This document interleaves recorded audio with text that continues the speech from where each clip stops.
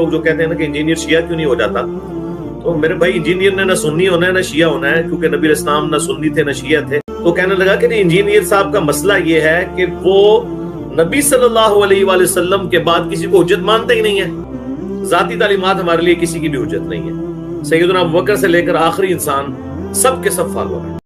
ایک مسلمان ہونے کے ساتھ ساتھ ایک صحیح العقیدہ مسلمان کو اپنے نام کے ساتھ اہل سنہ والجماعہ یا اہل سنت و جماعت کا ٹائٹل اور لیبل استعمال کرنا کیوں ضروری ہے؟ تاکہ گمراہ فرقوں سے امتیاز ہو سکے۔ یہ اہل سنہ والجماعہ کا ٹائٹل کب سے استعمال ہونا شروع ہوا اور یہ استعمال کیوں کیا گیا، اس کا پس منظر کیا ہے، اس کے لیے کچھ تفصیلات کو سمجھنا ضروری ہے۔ اس سے پہلے یہ سمجھ لیں کہ آج ہمارے اس پرفتن دور میں جو لوگ بھی امت کی اجتماعیت سے الگ ہونا چاہتے ہیں اور جس عقیدے پر مسلمان سواد اعظم کی صورت میں مسلمانوں کی پوری جماعت چلی آ رہی ہے، اور ہمارا عقیدہ جو صدیوں سے صحابہ اکرام علیہم رضوان سے لے کر آج تک چلا آ رہا ہے، اس عقیدے کو چھوڑ کے اس سے انحراف کرنا چاہتے ہیں، یا اس میں کوئی چور دروازہ نکال کے کوئی اپنا الگ رستہ بنانا چاہتے ہیں، تو وہ پھر یہ کہتے ہیں جی کہ ہم صرف مسلمان ہیں، بس اس کے آگے کوئی نہیں، صرف ہم مسلمان ہیں، یہ سادہ سمپل مسلمان ہیں۔ اب یہ کہہ کے آگے اہل سنت و جماعت کے ٹائٹل کا انکار کر کے وہ گویا یہ کرنا چاہتے ہیں کہ ہم جس عقیدے کو چاہیں اسلام کا لیبل استعمال کر کے جس عقیدے کو چاہیں اپناتے پھریں، جس عقیدے کو چاہیں مانتے پھریں، ہم کسی عقیدے کے پابند نہ رہ جائیں۔ حالانکہ اہل سنت کا جو لفظ استعمال کیا گیا اس کا پورا پس منظر ہے، وہ آپ انشاءاللہ سمجھیں گے کہ وہ کیوں استعمال کیا گیا اور کب سے استعمال کیا جانا اس کو شروع کیا گیا۔ تو اس حوالے سے یہ سمجھیں، نبی پاک صلی اللہ علیہ وآلہ وسلم نے اس بات سے اپنی امت کو متنبع کیا کہ امت کے اندر اختلافات پیدا ہوں گے۔ کلمہ پڑھنے والوں کے اندر لا الہ الا اللہ محمد الرسول اللہ صلی اللہ علیہ وآلہ وسلم کہنے والوں کے اندر، اپنے آپ کو مسلمان کہنے والوں کے اندر اختلافات پیدا ہوں گے۔ اور سنن ابی داؤد میں 4607 نمبر حدیث ہے، نبی کریم علیہ الصلوۃ والسلام نے فرمایا من یعش منکم بعدی فسیرا اختلافا کثیرا، تم میں سے جو میرے بعد زندہ رہے گا وہ بہت سارے اختلافات دیکھے گا، امت کے اندر بہت سارے اختلافات پیدا ہوں گے۔ اب جب اختلافات پیدا ہو جائیں، علیکم بسنتی وسنت الخلفاء المہدیین الراشدین، تم پر میری اور میرے ہدایت والے اور ہدایت یافتہ المہدیین الراشدین کی خلفاء کی سنت لازم ہے۔ اب نبی پاک صلی اللہ علیہ وآلہ وسلم نے یہ بھی بیان کر دیا کہ امت میں اختلافات ہوں گے، اور یہ بھی بتا دیا کہ تم نے ان اختلافات کے موقع پر کیا کرنا ہے، میری اور میرے خلفاء راشدین کی سنت کو لازم پکڑنا ہے۔ اس کے ساتھ نبی پاک صلی اللہ علیہ وآلہ وسلم نے اپنی امت کے اندر ایک بہت بڑے افتراق اور انتشار جو ہونے والا تھا اس کی خبر دی۔ جو حدیث جس کے ذریعے نبی پاک علیہ الصلوۃ والسلام نے خبر دی، وہ حدیث کی درجنوں کتابوں میں موجود ہے کہ رسول اللہ صلی اللہ علیہ وآلہ وسلم نے ارشاد فرمایا الا ان من قبلکم من اہل الکتاب افترقوا علی 72 ملہ، خبردار تم سے پہلے جو قومیں تھیں وہ 72 گروہوں میں تقسیم ہو گئیں، وَإِنَّ هَذِهِ الْمِلَّةَ سَتَفْتَرِقُ عَلَى 73 اور میری یہ ملت 73 گروہوں میں بٹ جائے گی، 73 گروہوں میں تقسیم ہو جائے گی۔ جب میری امت 73 گروہوں میں بٹ جائے گی تو فرمایا 72 فی النار، ان 73 میں سے 72 جہنم کی طرف جائیں گے، وَوَاحِدَةٌ فِي الْجَنَّةِ اور ایک جنت میں جائے گا، ایک جنتی ہوگا، 72 جہنم کی طرف جانے والے ہوں گے۔ صحابہ اکرام رضی اللہ تعالی عنہم نے نبی پاک صلی اللہ علیہ وآلہ وسلم سے پوچھا یا رسول اللہ، جس وقت امت اس افتراق اور انتشار کا شکار ہو جائے گی تو اس وقت جو جنت میں جانے والا ہے وہ کون سا ہوگا؟ تو سنن ابی داؤد میں 4597 نمبر جو حدیث ہے حضرت سیدنا امیر معاویہ رضی اللہ تعالیٰ عنہ سے، اس میں الفاظ ہیں ہی الجماعت، وہ جنت میں جانے والی جماعت ہوگی، مسلمانوں اور کلمہ پڑھنے والوں کی جو بڑی جماعت ہوگی وہ جنت میں جانے والی ہوگی۔ اور جو جامع ترمذی ہے، جامع ترمذی میں 2641 نمبر حدیث ہے، نبی پاک صلی اللہ علیہ وآلہ وسلم نے فرمایا ما انا علیہ و اصحابی، وہ جو میرے اور میرے صحابہ کے عقیدے اور طریقے پر ہوگی، جس پر میں ہوں اور میرے صحابہ ہیں۔ تو نبی پاک صلی اللہ علیہ وآلہ وسلم نے یہ بھی بیان فرما دیا کہ 73 فرقے 73 گروہ ہوں گے، 72 جہنم میں جانے والے ہوں گے اور ایک جنت میں جانے والا ہوگا۔ اور یہاں یہ بھی سمجھ لیں کہ یہ جو حدیث ہے، یہ حدیث کی درجنوں کتابوں میں مختلف الفاظ کے ساتھ، الفاظ کے تقدم تاخر کے ساتھ، یہ کئی درجنوں کتابوں میں نبی پاک صلی اللہ علیہ وآلہ وسلم کے تقریباً 18 صحابہ اکرام رضی اللہ تعالی عنہم سے یہ حدیث مروی ہے۔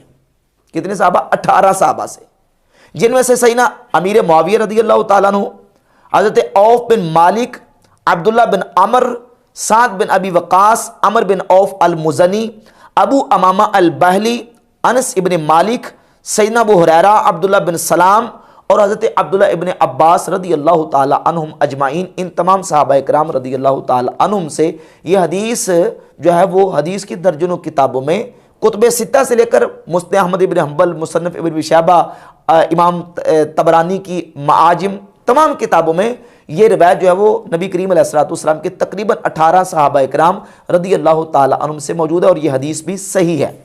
امام ترمذی رحمۃ اللہ علیہ اور دیگر کئی اور علماء محدثین کے اس پر جو ہے نا وہ تبصرے اور آراء موجود ہیں کہ یہ حدیث جو ہے وہ درجہ صحت کو پہنچتی ہے، یہ حدیث صحیح ہے، یعنی تواتر کے درجے تک پہنچتی ہے کہ رسول اللہ صلی اللہ علیہ وآلہ وسلم نے یہ بات واضح طور پر فرما دی کہ امت میں اتنا بڑا افتراق و انتشار ہوگا کہ امت 73 گروہوں میں بٹ جائے گی اور 72 جہنم میں اور ایک جنت میں جانے والا ہوگا۔ اب جو حضور علیہ الصلوۃ والسلام نے پیش گوئی فرمائی کہ اس طرح امت میں ہونے والا ہے، سوال یہ پیدا ہوتا ہے کہ یہ ہوا کہ نہیں؟ تو یقیناً ہوا۔ جب حضور نے بیان کیا، بتایا کہ یہ ہونے والا تو ہوا، اور دور جا کے نہیں بلکہ صحابہ اکرام رضی اللہ تعالی عنہم کے دور میں ہو گیا۔ نبی کریم علیہ الصلوۃ والسلام کے صحابہ اکرام کے دور میں ہی امت کے اندر اعتقادی طور پر جو ہے وہ باقاعدہ ایسی گمراہانہ سوچیں پیدا ہوئیں لوگوں کے اندر، جن میں سے سب سے پہلی جو گمراہ سوچ امت کے اندر پیدا ہونے والی ہے وہ خوارج اور روافض کی ہے۔ مخالفین نے بھی لکھا، اپنے بیگانوں سب نے لکھا کہ اول بدعت حدثت فی الاسلام بدعت الخوارج والشیعہ، سب سے پہلے امت میں ہونے والی جو پیدا بدعت ہے وہ خوارج اور روافض کی بدعت ہے، جو صحابہ اکرام رضی اللہ تعالیٰ کے دور میں یہ پیدا ہو گئی۔ سیدنا مولا علی مرتضیٰ شیر خدا کرم اللہ تعالی وجہ الکریم کے لشکر سے جب خوارج جنگ صفین میں نکلے تو انہوں نے حضرت علی مرتضیٰ شیر خدا رضی اللہ تعالی عنہ کو ہی نعوذ باللہ تعالی مشرک کہنا شروع کر دیا اور کہا لا حکم الا للہ، ان الحکم الا للہ، اللہ کے علاوہ کسی کا کوئی حکم نہیں ہے، اور کہا کہ اشرکت فی دین اللہ رجال، نعوذ باللہ اے علی تم نے اللہ کے بندوں کو حاکم بنا کے اللہ کے ساتھ شریک ٹھہرایا اور نعوذ باللہ تم مشرک ہو چکے ہو، ہم تمہاری بات نہیں مانیں گے۔ یہ خوارج کی بدعت پیدا ہوئی صحابہ اکرام رضی اللہ تعالیٰ کے دور میں۔ ایک تو ہے کہ 73 فرقے پیدا ہوں گے اور میں 72 جو ہے وہ جہنم میں اور ایک جنت میں، اور اس کے ساتھ ساتھ رسول اللہ صلی اللہ علیہ وآلہ وسلم نے جو خبریں ارشاد فرمائیں، غیبی خبریں، اس میں باقاعدہ بعض ایسے فرقے جن کا نام لے کر نبی پاک علیہ الصلوۃ والسلام نے بتایا کہ یہ امت میں پیدا ہوں گے۔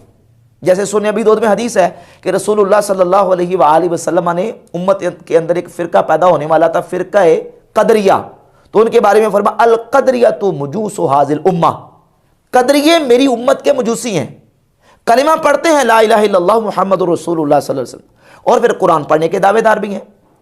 صحیح مسلم میں روایت نمبر 93 ہے، یحییٰ بن یامر تابعی کہتے ہیں میں سیدنا عبداللہ ابن عمر رضی اللہ تعالیٰ سے جا کے ملا تو میں نے ان سے کہا کہ ہمارے علاقے میں کچھ لوگ رہتے ہیں، وہ کیا کرتے ہیں یقرؤون القرآن ویتکفرون العلم، وہ قرآن پڑھتے ہیں اور علم کو طلب کرتے ہیں، اپنے آپ کو علمی کتابی کہتے ہیں لیکن تقدیر کے منکر ہیں۔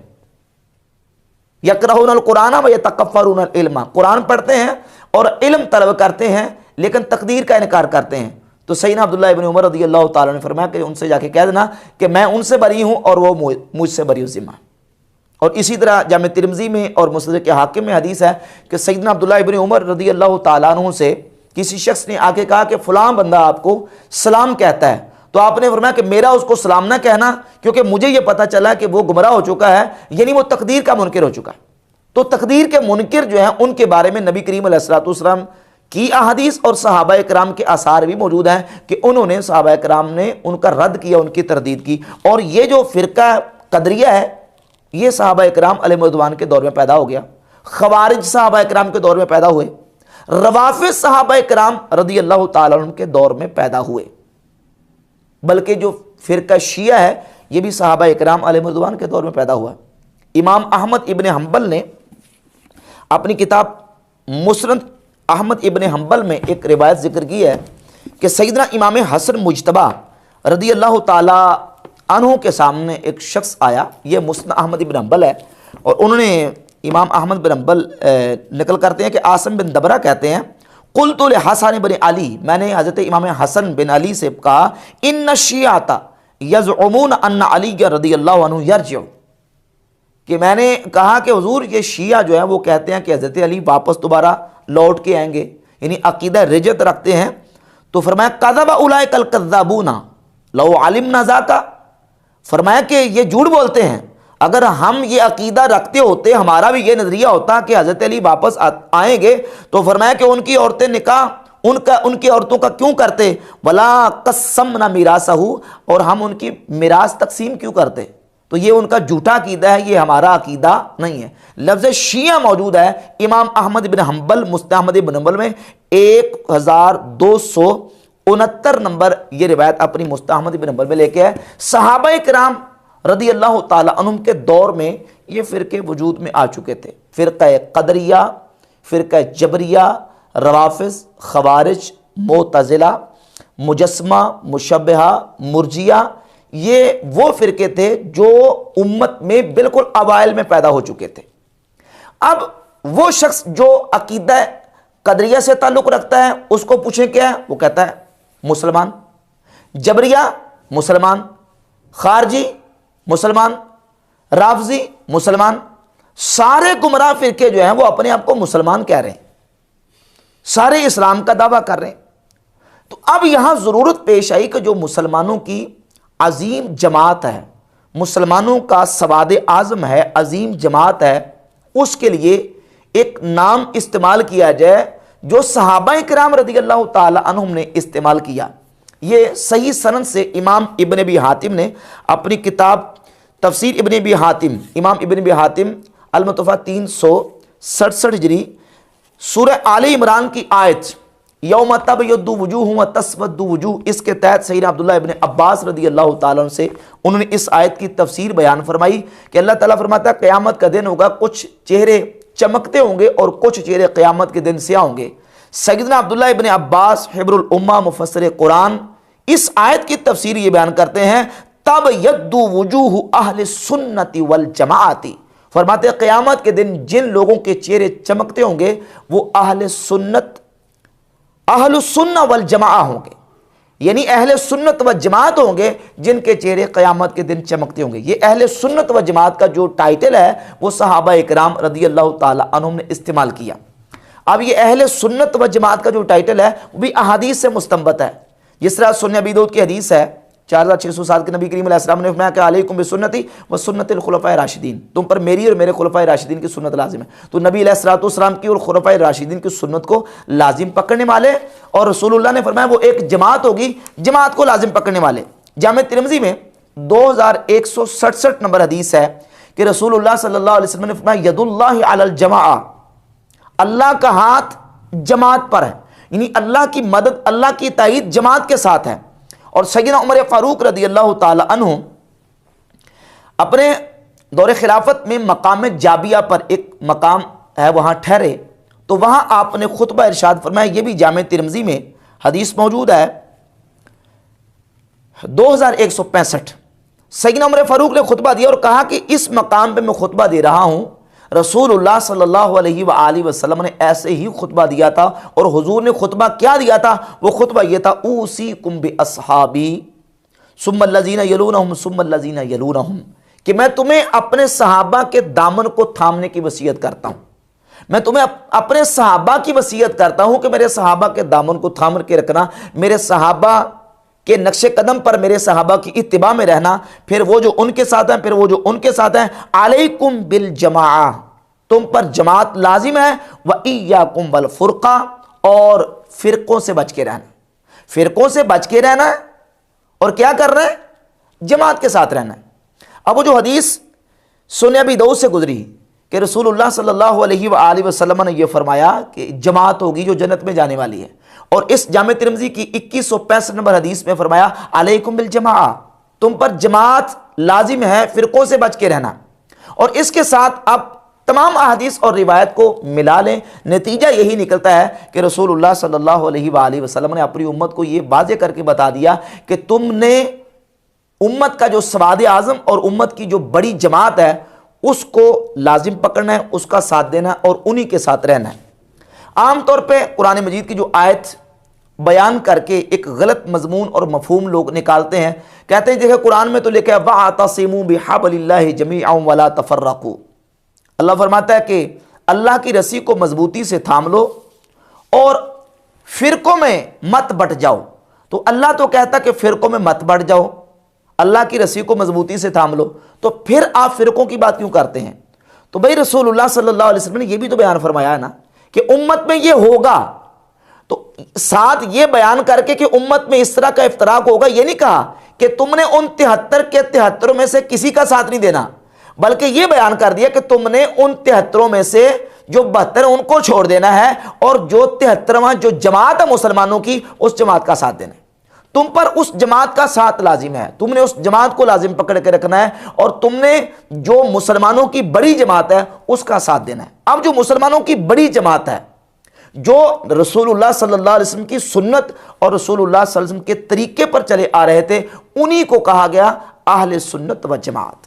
اہل سنہ والجماعہ یہ جو ٹائٹل ہے یہ باقی گمراہ فرقوں کے مقابلے میں استعمال ہوا، صحابہ کرام سے لے کر تابعین اور تابعین سے لے کر تبع تابعین تک یہ ٹائٹل استعمال ہوتا رہا۔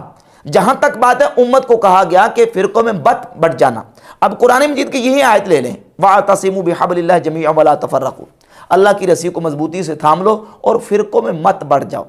اب دیکھیں قرآن مجید میں دو چیزوں کا ذکر ہے، ایک ہے اللہ کی رسی کو مضبوطی سے تھام لو، اور دوسرا اس کے مقابلے میں ہے کہ فرقوں میں مت بڑھ جاؤ۔ فرقوں کے مقابلے میں حبل اللہ، اور حبل اللہ کے مقابلے میں کیا ہے؟ فرقے۔ تو فرقوں کے مقابلے میں جو حبل اللہ ہے وہ حبل اللہ کیا ہے؟ رسول اللہ صلی اللہ علیہ وآلہ وسلم سے مرفوعاً، اور نبی کریم علیہ الصلوۃ والسلام کے جلیل القدر صحابی سیدنا عبداللہ ابن مسعود رضی اللہ تعالیٰ سے موقوفاً۔ امام طبری نے اسی آیت کی تفسیر میں، تفسیر طبری میں سیدنا عبداللہ ابن مسعود رضی اللہ تعالیٰ سے نقل کیا کہ عبداللہ بن مسعود فرماتے ہیں اس حبل اللہ سے مراد مسلمانوں کی جماعت ہے۔ حبل اللہ سے مراد کیا ہے؟ جماعت ہے مسلمانوں کی۔ اور امام ہبۃ اللہ اللالکائی نے شرح اصول اعتقاد اہل سنہ میں رقم نمبر 147، یہ امام ہبۃ اللہ 418 میں فوت ہوئے، نبی پاک صلی اللہ علیہ وآلہ وسلم سے مرفوعاً اس حدیث کو لے کے ہے کہ صحابہ کرام نے پوچھا ما ھذ الواحدہ، یا رسول اللہ وہ جو 73 گروہ بنیں گے ان میں سے ایک جنت میں جائے گا، تو وہ ایک جنت میں کون جائے گا؟ تو نبی پاک علیہ الصلوۃ والسلام نے فقبض یدہ، نبی علیہ الصلوۃ والسلام نے اپنے ہاتھ کو اس طرح مٹھی آپ نے بنا لی، وقال الجماعۃ فاعتصموا بحبل اللہ ولا تفرقوا، آپ علیہ الصلوۃ والسلام نے فرمایا وہ جماعت ہوگی لہذا تم اللہ کی رسی کو مضبوطی سے تھام لو، یعنی جماعت کو مضبوطی سے تھام لو اور فرقوں سے بچ جاؤ، فرقوں میں نہ بٹو۔ تو نبی پاک علیہ الصلوۃ والسلام سے مرفوعاً بھی اور حضرت عبداللہ ابن مسعود رضی اللہ تعالیٰ سے موقوفاً بھی حدیث سے ثابت ہے کہ اس حبل اللہ سے مراد مسلمانوں کی جماعت ہے۔ ید اللہ علی الجماعہ جامع ترمذی حدیث نمبر 2166 ہے کہ اللہ کا ہاتھ جماعت پر ہے، اور نبی علیہ الصلوۃ والسلام نے یہ بھی فرمایا کہ علیکم بالجماعہ ایاکم الفرقہ، تم پر جماعت کا دامن تھامنا لازم ہے اور فرقوں سے بچنا لازم ہے۔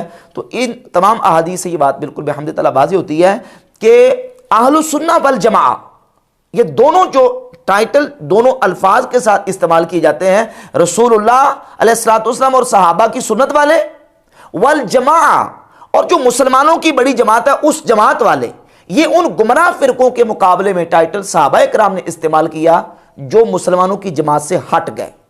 مثلا قدریہ، جنہوں نے کلمہ پڑھنے کے باوجود، اپنے آپ کو مسلمان کہنے کے باوجود، قرآن مجید کی تلاوت کرنے کے باوجود تقدیر کا انکار کر دیا. خوارج، جن کی نشانی اور علامت رسول اللہ صلی اللہ علیہ وسلم نے بیان فرمائی، صحیح بخاری میں 6930 31 32 33 اور صحیح مسلم میں 2449 سے لے کر 70 تک یہ تمام احادیث ہیں. رسول پاک علیہ الصلوۃ والسلام نے فرمایا کہ خوارج جب نکلیں گے یقرؤون القرآن، وہ قرآن پڑھیں گے، لا یجاوز حناجرہم، قرآن ان کے حلق سے نیچے نہیں جائے گا. اور سنن ابی داؤد میں الفاظ ہیں یدعون الی کتاب اللہ، وہ لوگوں کو اللہ کی کتاب کی طرف بلائیں گے. ان کا قصور کیا ہوگا پھر؟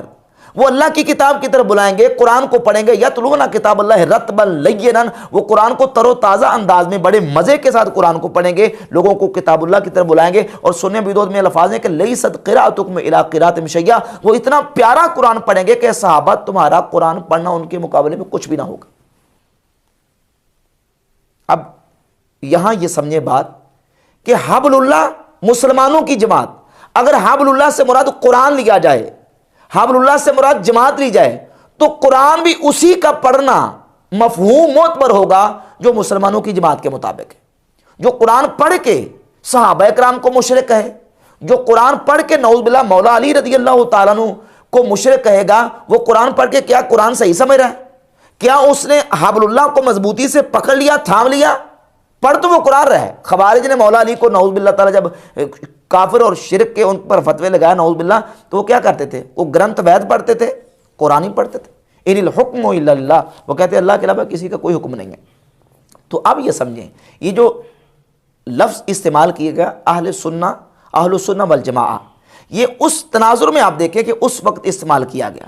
اور پھر ہمارے امت کے اماموں نے، آئمہ نے، محدثین نے، فقہا نے اس لفظ کو بحمد تعالیٰ مسلمانوں کی عظیم جماعت کے لیے استعمال کیا. یہ ہمارے پاس صحیح مسلم ہے، صحیح مسلم میں روایت نمبر 27 ہے. صحیح مسلم ہے. امام مسلم رحمۃ اللہ تعالیٰ نقل کرتے ہیں کہ امام محمد بن سیرین رحمۃ اللہ تعالیٰ، جو کہ بہت بڑے تابعی ہیں، سیدنا انس بن مالک اور حضرت ابو ہریرہ کے شاگرد ہیں، وہ کہتے ہیں لم یکونوا یسألون عن الاسناد.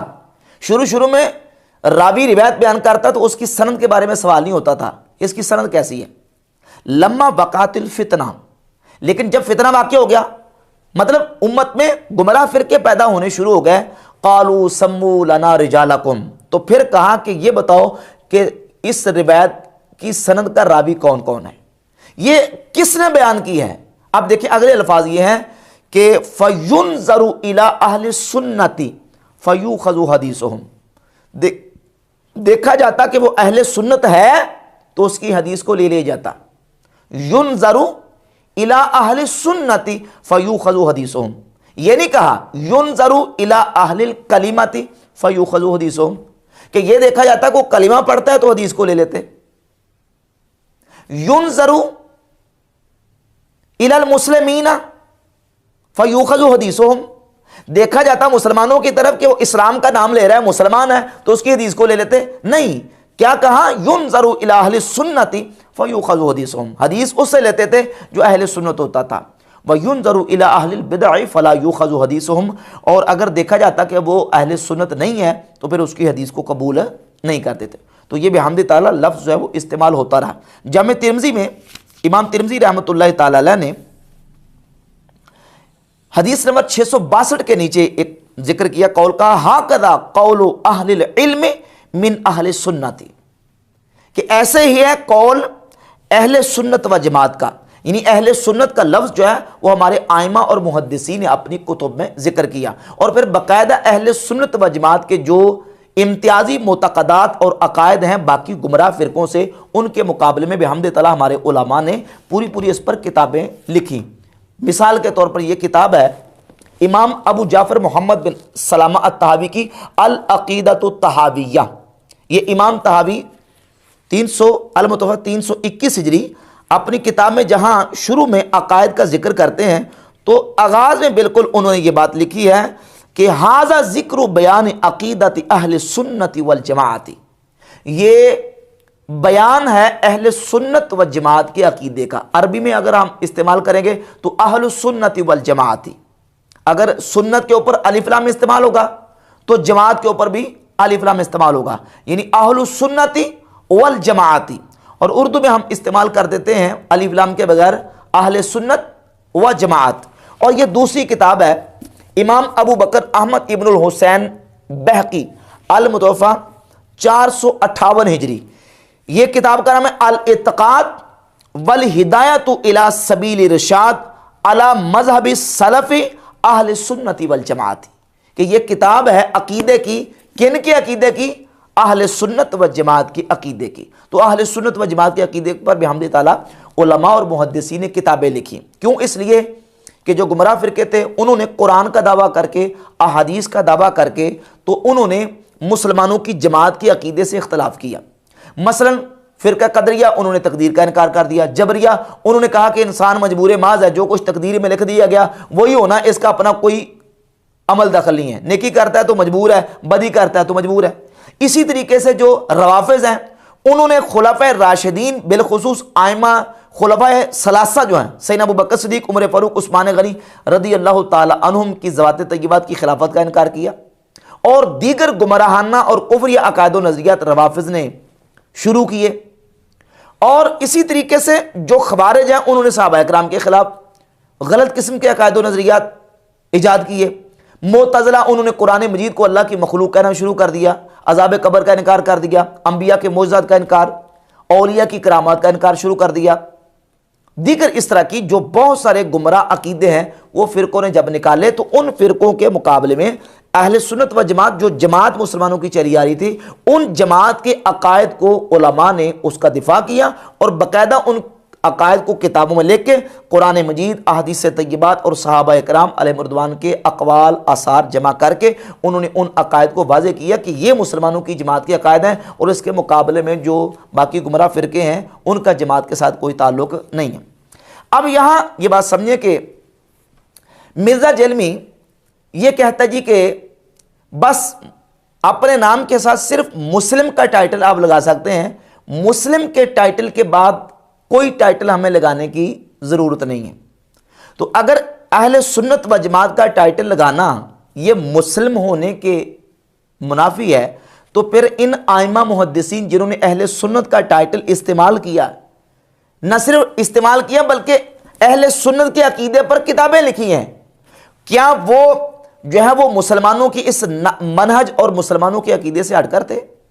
تو اصل میں حقیقت یہ ہے کہ مسلمان ہونے کے ساتھ ساتھ باقی گمراہ فرقوں سے امتیاز کے لیے یہ اہل سنت و جماعت کا ٹائٹل جو ہے وہ بحمد تعالیٰ شروع سے جو صحیح العقیدہ مسلمان ہیں وہ استعمال کرتے رہے. اب مرزا جیلمی جو کہتا ہے جی کہ میرا کوئی عقیدہ ایسا نہیں ہے جو 14 صدیوں میں کسی نہ کسی مکتبہ فکر کا نہ رہا ہو. یہی تو ہم بتانا چاہتے ہیں کہ اہل سنت و جماعت کا جو عقیدہ ہے وہ باقی گمراہ فرقوں سے ہٹ کر ہے. یعنی باقی 14 صدیوں میں کوئی نہ کوئی مکتبہ فکر ایسا عقیدہ ضرور رکھتا ہے جو میں عقیدہ رکھ رہا ہوں. یہی تو ہم رو رہے ہیں کہ مرزا جیلمی کے کچھ عقیدے رافضیوں سے ملتے ہیں، کچھ خارجیوں سے ملتے ہیں، کچھ معتزلہ سے ملتے ہیں، اور معتزلہ بھی گمراہ ہیں، روافض بھی گمراہ ہیں اور خارجی بھی گمراہ ہیں.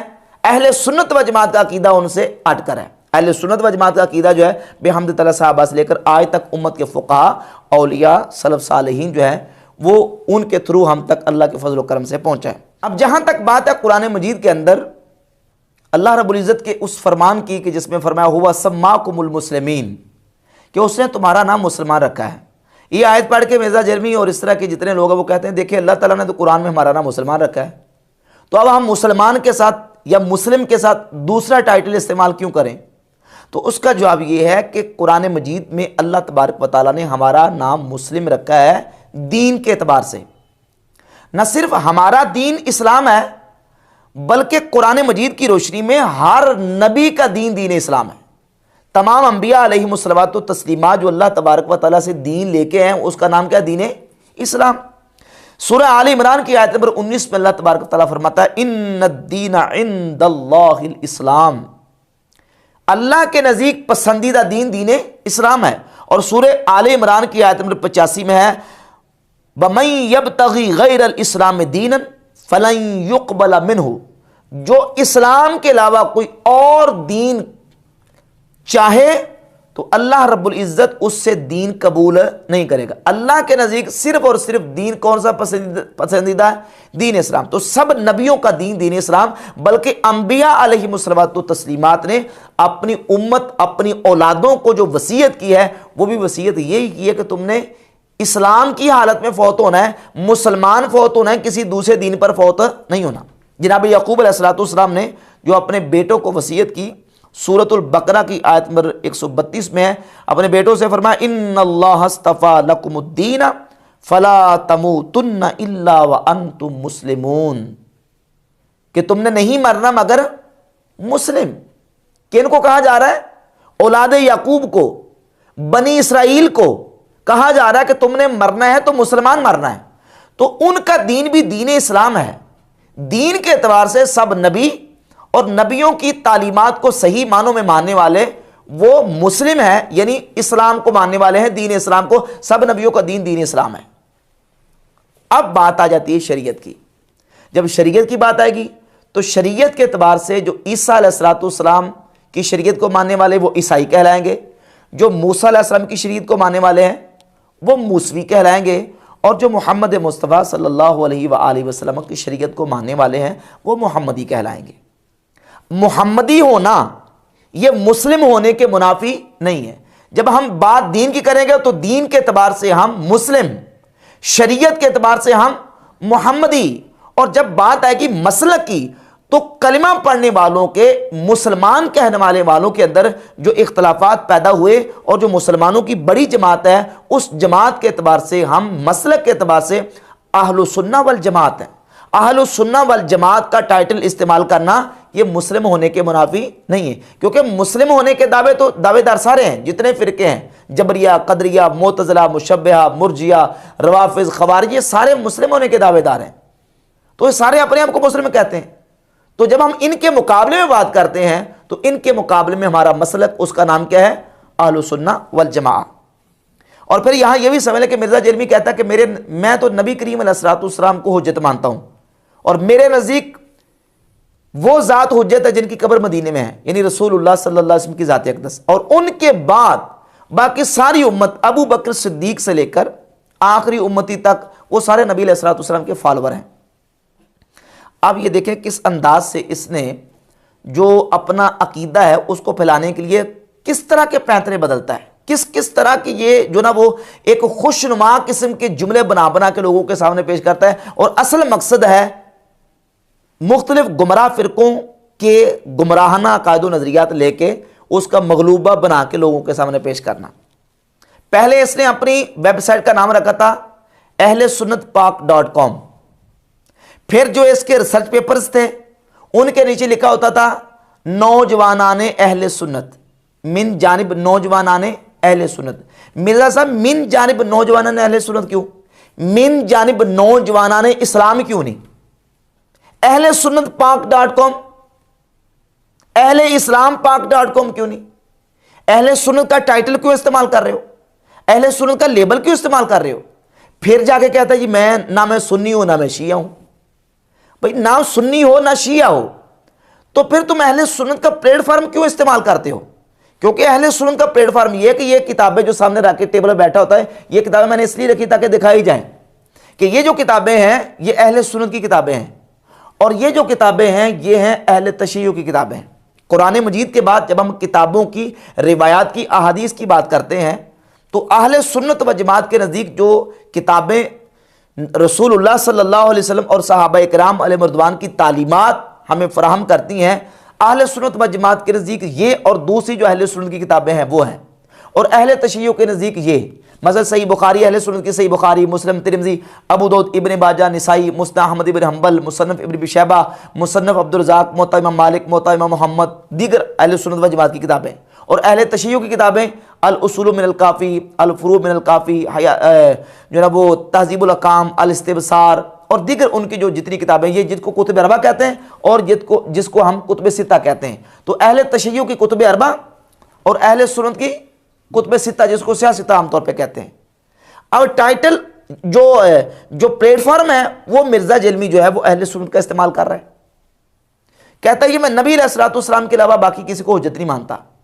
اب یہاں بھی ایک سوال پیدا ہوتا ہے کہ نبی علیہ الصلوۃ والسلام کی ذات اقدس کو حجت ماننے کا مطلب کیا ہے؟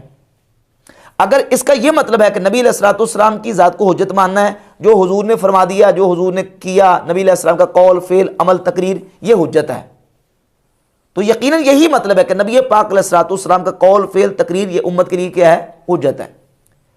تو اب جب حضور کا قول، فعل، عمل، تقریر حجت ہو تو جس کو حضور نے حجت بنایا اس کو حجت ماننا پڑے گا.